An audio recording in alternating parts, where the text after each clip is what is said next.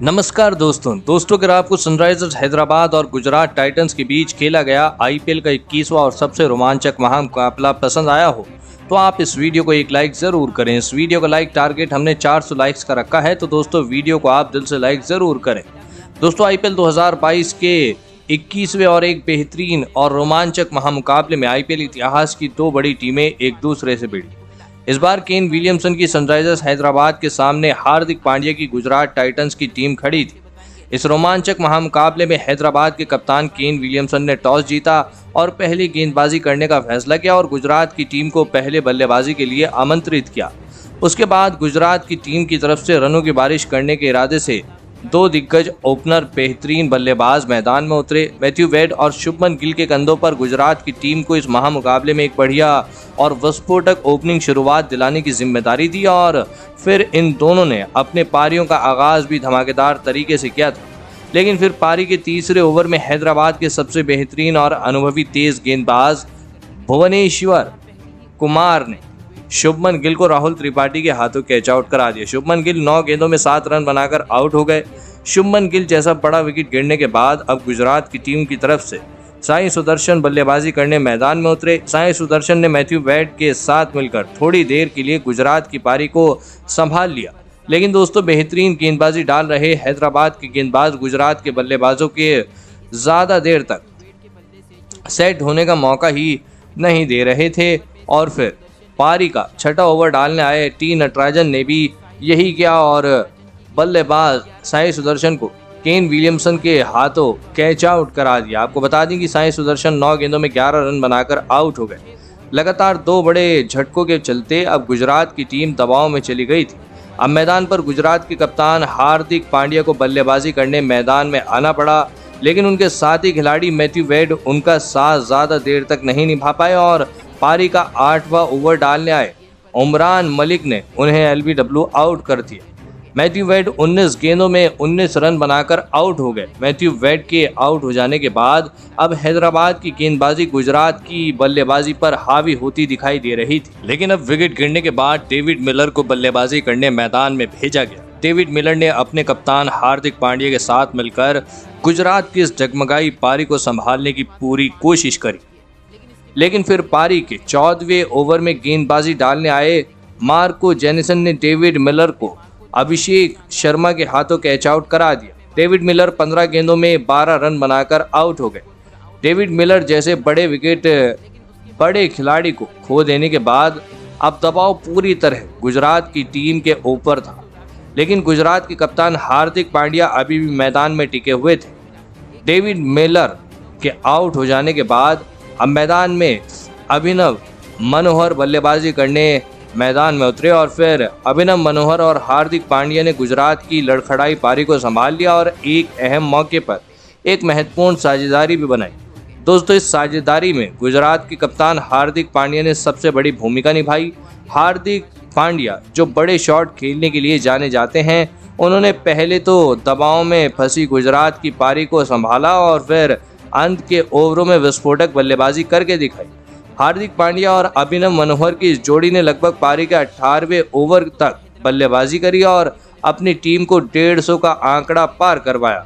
इसी बीच हार्दिक पांड्या ने अपना अर्धशतक भी पूरा कर लिया, लेकिन आखिरी के कुछ ओवरों में हैदराबाद के तेज गेंदबाजों ने अपनी टीम के इस मुकाबले में फिर से वापसी कराई, लेकिन फिर हार्दिक पांड्या ने इस बेहतरीन अर्धशतकीय पारी की बदौलत गुजरात की टीम को 162 रनों के एक बड़े लक्ष्य तक पहुंचाया। उसके बाद गुजरात से मिले 163 रनों के विशाल लक्ष्य का पीछा करने हैदराबाद के 2 दिग्गज ओपनर बल्लेबाज मैदान में उतरे। अभिषेक शर्मा और केन विलियमसन के कंधों पर इस महामुकाबले में हैदराबाद की टीम को एक बढ़िया और विस्फोटक ओपनिंग शुरुआत दिलाने की एक बड़ी जिम्मेदारी थी और हैदराबाद की इस ओपनिंग जोड़ी ने हैदराबाद की इन उम्मीदों को टूटने नहीं दिया और मैदान में आते ही गुजरात के गेंदबाजों पर धावा बोल दिया।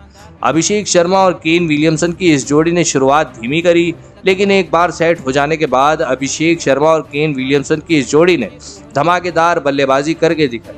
दोस्तों खास करके अभिषेक शर्मा इस मुकाबले में खतरनाक फॉर्म में दिखाई दे रहे थे, तो वहीं उनके साथी खिलाड़ी केन विलियमसन भी बेहतरीन बल्लेबाजी करते हुए हैदराबाद के स्कोर बोर्ड को रुकने नहीं दे रहे थे। अभिषेक शर्मा और केन विलियमसन की इस जोड़ी ने लगभग पारी के 8वें ओवर तक बल्लेबाजी करी और अपनी टीम के लिए 64 रनों की बेहतरीन ओपनिंग साझेदारी बनाई। लेकिन फिर पारी का 9वां ओवर डालने आए राशिद खान ने अपनी गेंदबाजी से हैदराबाद की टीम को दिक्कत में डाल दिया।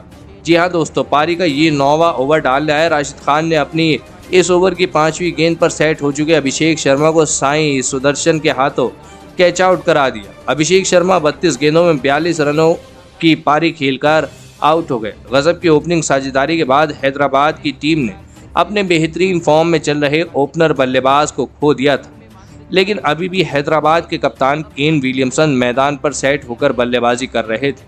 आपको बता दें, अभिषेक शर्मा के आउट होने के बाद बल्लेबाजी करने आए राहुल त्रिपाठी ने भी उनका साथ बाखूबी निभाया और फिर केन विलियमसन और राहुल त्रिपाठी ने हैदराबाद की रन गति को भी तेजी से आगे बढ़ाया।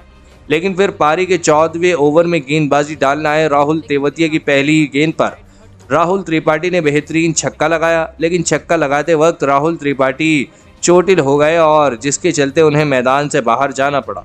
लेकिन हैदराबाद के कप्तान अब पूरी तरह सेट हो चुके थे और अब यहां से केन विलियमसन गुजरात के गेंदबाजों पर लगातार बड़े शॉट खेलते हुए दिखाई दे रहे थे।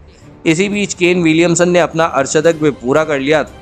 केन विलियमसन की इस बेहतरीन पारी की वजह से अब मुकाबला आखिरी 4 ओवरों में जा फंसा था, जहां पर हैदराबाद की टीम को जीत के लिए 34 रनों की आवश्यकता थी।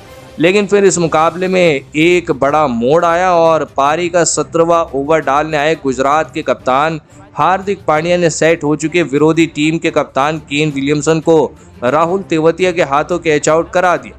केन विलियमसन 46 गेंदों में 57 रन बनाकर आउट हो गए। केन विलियमसन के आउट हो जाने के बाद अब कहीं ना कहीं गुजरात की टीम इस मुकाबले में वापसी करती दिखाई दे रही थी।